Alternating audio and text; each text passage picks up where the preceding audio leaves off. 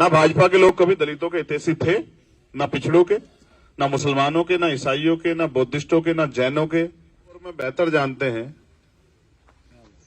कि पिछली बार बोर्ड की मीटिंग में क्या हुआ था मेरठ में। पिछली बार भी कुछ पार्षदों को पीटा गया था शपथ में। और अब जब दूसरी मीटिंग, बोर्ड की दूसरी मीटिंग में भी जो सरकार द्वारा जो भ्रष्टाचार सरकार के नेताओं द्वारा किया जा रहा है, चाहे वो मंत्री जी करवा रहे हो, चाहे मेयर साहब करवा रहे हो, और चाहे एमएलसी साहब या कोई भी जिनका पैसा लगा हुआ है, जिन्होंने पैसे के आधार पर ये हासिल किया है, उनके भ्रष्टाचार पे अगर कोई बात करता तो उनको बड़ी तकलीफ होती है। और खामियाजा ये हुआ, कीर्ति का तो कोई रोल भी नहीं था, विवाद भी दूसरे पार्षद साथी के साथ हो रहा था। इसने तो जिम्मेदारी अदा की कि वो बोर्ड है उसकी गरिमा बनी रहे उस सदन की, और इसने रोकने का काम किया तो उन्होंने हथियार के तौर पे इसी के साथ मारपीट की और बहुत ज्यादा की।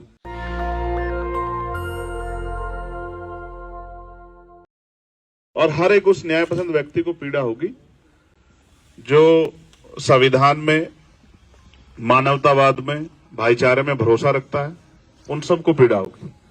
तो मुझे जाना था, क्योंकि मेरी फ्लाइट है, मैं भीमा कोरेगांव जाता हूं हर साल। जैसे मैं मुजफ्फरनगर पार किया मैंने, तो मेरे दिल ने गवाही नहीं दी कि भाई मैं इनसे बिना मिले चला जाऊं। तो मैंने मुजफ्फरनगर पार करने के बाद दोराला से अपने सीनियर साथी से फोन करके कहा कि यार फ्लाइट तो दूसरी भी हो जाएगी, लेकिन अगर आज उनके दर्द में नहीं खड़ा हुआ तो शायद मैं रात को सो ना पाऊं। फिर मैं इसलिए यहां चला आया।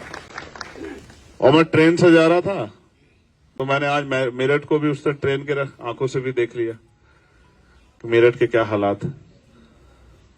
फिर अभी हमारे बीच जो एक सम्मानित पार्षद जिनके साथ अन्याय हुआ वो हमारे बीच में, हमारे छोटे भाई भी हैं। आप सब जानते हैं कल क्या हुआ। तो मुझे लगा कि जब ये लड़ाई, अब क्योंकि उन्होंने इस लड़ाई की कमान थाम ली है कि वो इसको लड़ना चाहते हैं, तो फिर हम सब लोग उनके साथ हैं। आप और मैं बेहतर जानते हैं कि पिछली बार बोर्ड की मीटिंग में क्या हुआ था मेरठ में। पिछली बार भी कुछ पार्षदों को पीटा गया था शपथ में। और अब जब दूसरी मीटिंग, बोर्ड की दूसरी मीटिंग में भी जो सरकार द्वारा जो भ्रष्टाचार सरकार के नेताओं द्वारा किया जा रहा है, चाहे वो मंत्री जी करवा रहे हो, चाहे मेयर साहब करवा रहे हो, और चाहे एमएलसी साहब या कोई भी जिनका पैसा लगा हुआ है, जिन्होंने पैसे के आधार पर ये हासिल किया है,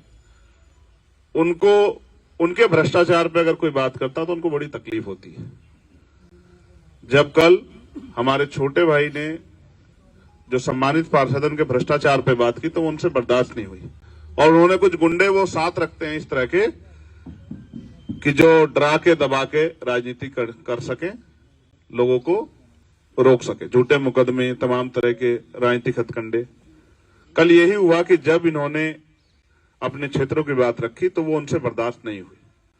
और खामियाजा ये हुआ, कीर्ति का तो कोई रोल भी नहीं था, विवाद भी दूसरे पार्षद साथी के साथ हो रहा था। इसने तो जिम्मेदारी अदा की कि वो बोर्ड है उसकी गरिमा बनी रहे उस सदन की, और इसने रोकने का काम किया तो उन्होंने हथियार के तौर पे इसी के साथ मारपीट की और बहुत ज्यादा की।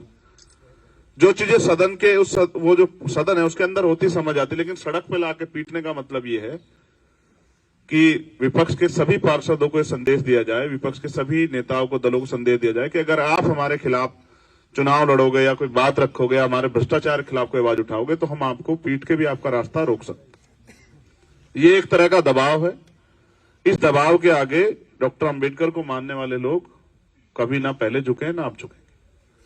कल वो बड़ी संख्या में थे, उन्होंने इसलिए घटना को अंजाम दे दिया। मुकाबला शायद बराबरी का होता तो उनको एहसास हो जाता कि मुकाबला कैसे होता है, लेकिन हम क्योंकि संविधान को मानते तो रास्ते पे जाना ही नहीं चाहते।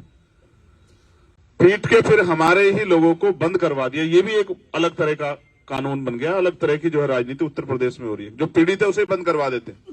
और मुझे जान के बड़ा दुख हुआ जब भरी आंखों से मुझे हमारे सम्मानित पार्षद ने बताया कि वो हमें ढूंढ रहे थे, पूरा उन्होंने थाने की घेराबंदी कर ली। अगर कल पुलिस के साथियों ने अपनी जिम्मेदारी ना अदा की होती तो वो हमें थाने में जिंदा जला देते। वो पेट्रोल वेट्रोल लेके घूम रहे थे, सरिये वरिये तलवारें लेके। इसका मतलब ये मेरठ वो धरती है जो क्रांति की धरती है, जहां कोतवाल धन सिंह गुर्जर और माता दीन वाल्मीकि जी के नेतृत्व में 1857 की क्रांति हुई।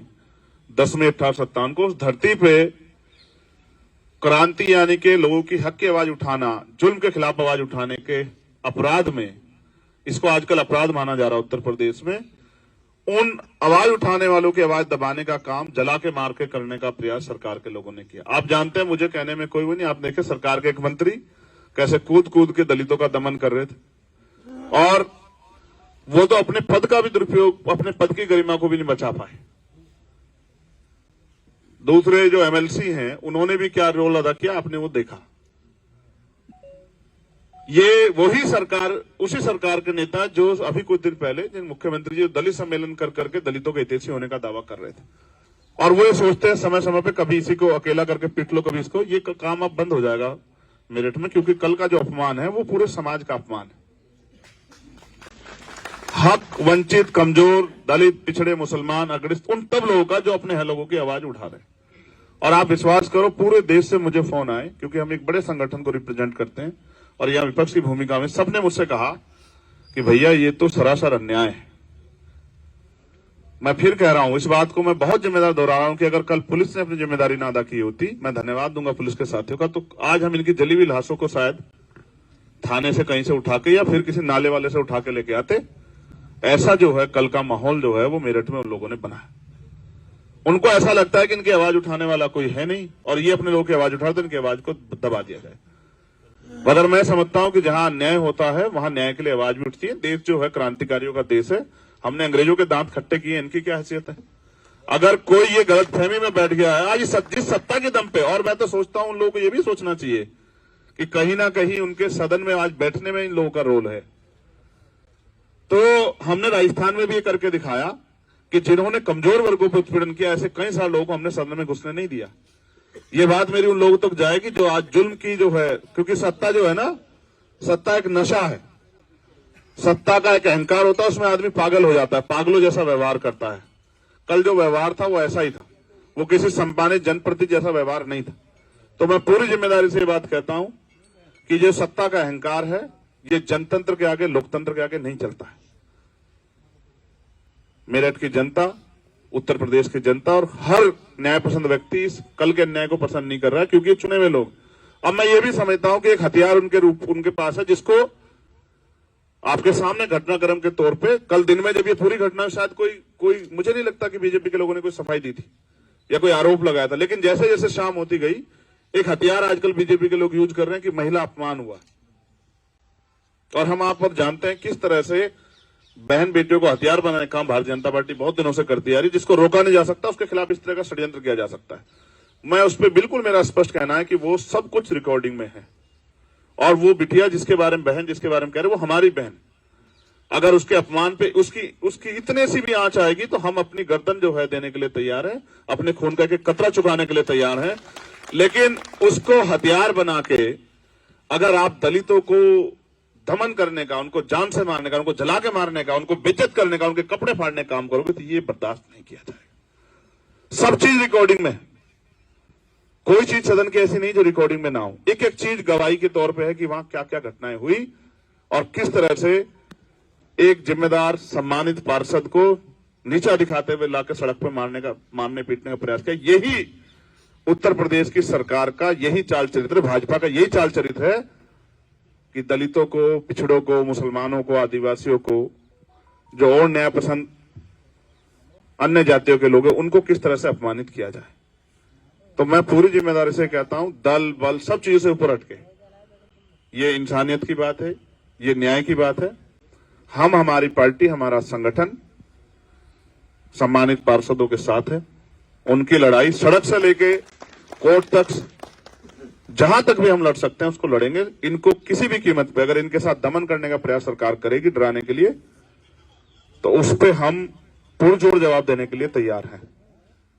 किसी भी कीमत पे अपने भाइयों को अकेला नहीं छोड़ेंगे। और अगर भविष्य में भी किसी भी जाति धर्म के व्यक्ति पे सरकार के लोग शोषण करेंगे, उसकी आवाज बनने का काम हम लोग करेंगे। और क्योंकि इंदु शेखर के मामले में लंबे समय पहले एक घटना यहां गई थी, आपने देखा होगा किस तरह से एक मजदूर की, मिस्त्री की हत्या जो है उसको अपने पैसे मांगने पे की गई थी और आज तक उसमें जो आरोपी हैं वो गिरफ्तार सभी लोग नहीं हुए। उसमें भी शायद 10 तारीख की पंचायत की कॉल समाज के जिम्मेदार लोगों ने यहां दी है। मैं खुद उस 10 तारीख की पंचायत में शामिल होऊंगा और मैं बड़े पैमाने पर आह्वान करता हूं देश भर के लोगों से कि वो भी 10 तारीख की पंचायत का हिस्सा बने। अगर सरकार, पुलिस, सब लोग मिलजुल के दमन करने का काम गरीबों का करेंगे, निर्दोष लोग करेंगे, तो उनके खिलाफ आवाज आज नहीं तो कल उठानी पड़ेगी। और अगर इस बात में मेरठ चूक जाता है, जो क्रांति की धरा है, जिसने देश को गुलामी से आजाद कराने के लिए पहली जो है आहुति दी, बलिदान दिया, अगर मेरठ चूक जाता है तो ये तो मेरठ का बहुत बड़ा अपमान होगा। तो मेरठ का अपमान, पश्चिम का अपमान। नेशनल दस्तक की आपसे गुजारिश है कि अगर इसको बचाना चाहते हैं तो नेशनल दस्तक को सब्सक्राइब करने के लिए रेड कलर के सब्सक्राइब बटन को दबाएं, फिर बेल आइकन की घंटी दबाएं। नेशनल दस्तक को बचाने के लिए बहुत जरूरी है कि हर खबर को शेयर करें, लाइक करें, कमेंट जरूर करें।